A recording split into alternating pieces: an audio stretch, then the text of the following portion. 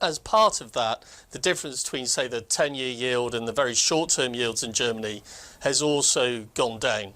Now, if you're a bank, you're borrowing at the very short-term maturities and you're trying to lend further along the curve. So every time that dynamic happens, profitability gets squeezed, and it's got squeezed again.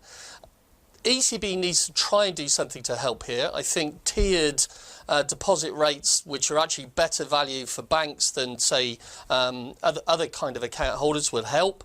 They need to get out there with another TLTRO, a lending program for the banks to help encourage credit growth in a less risky way across Europe.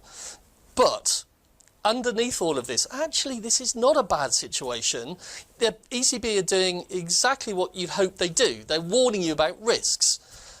But you're getting well paid for a lot of those risks if you're in credit markets. Equity, difficult to say, but from what I see across the credit landscape, there's lots of attractive opportunities around European banks with a few risks.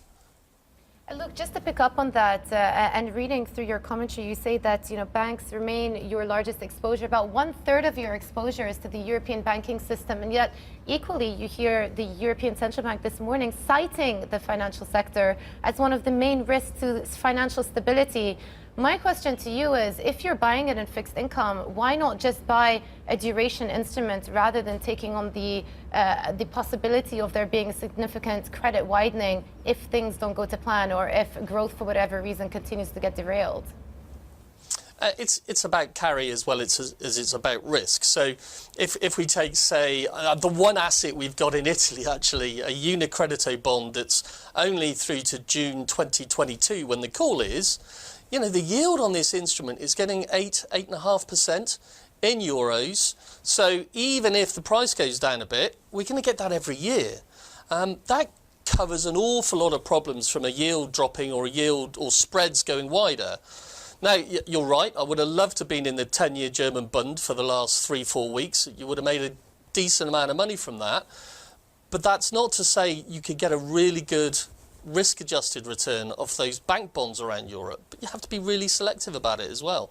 There's no point chasing down, say, Deutsche Bank 81. I think there are risks around that. But if you're looking at really good quality Spanish banks now or French banks now, there's plenty of opportunities to pick up really good quality banks and bonds from them. Hi, I'm Joanna Bersecci, and thank you for watching. You can check out more of our videos by clicking on the boxes on the screen. And don't forget to subscribe to our channel for more from CNBC International. Thank you for watching.